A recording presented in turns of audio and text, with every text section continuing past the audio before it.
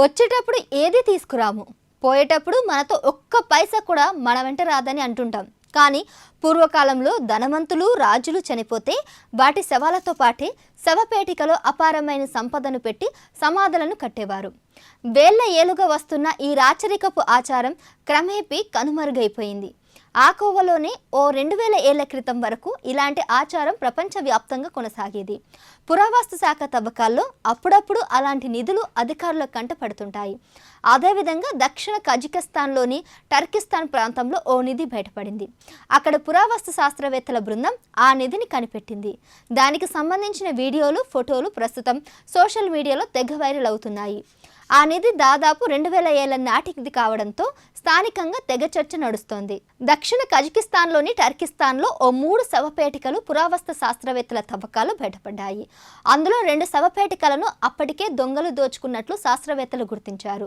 మిగిలిన పెట్టిన తెరిచి చూస్తే అందులో ఓ బంగారు నిధి బయటపడింది.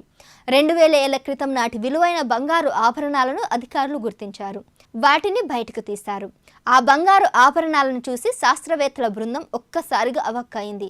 ఎందుకంటే అందులో రోమన్ స్టైల్ బ్రూచ్, పెద్ద పెద్ద హారాలు, చిన్న పూసలు కలిగిన ఆభరణాలు, బంగారు చెవిపోకులు, కాంస్య అద్దం, మట్టి కూచ వంటి ఇలా పురాతన కాలానికి చెందిన విలువైన సామగ్రిని గుర్తించారు.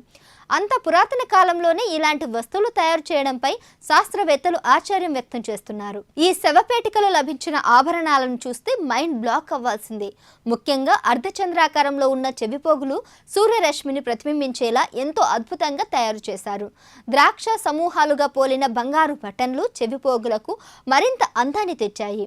ఇవి క్రీస్తు పూర్వం 5వ శతాబ్దం నుంచి క్రీస్తు శకం 4వ శతాబ్దం మధ్య కాంగ్సు హయాంలో తయారు చేసినట్లు శాస్త్రవేత్తల బృందం చీఫ్ చెప్పుకొచ్చారు.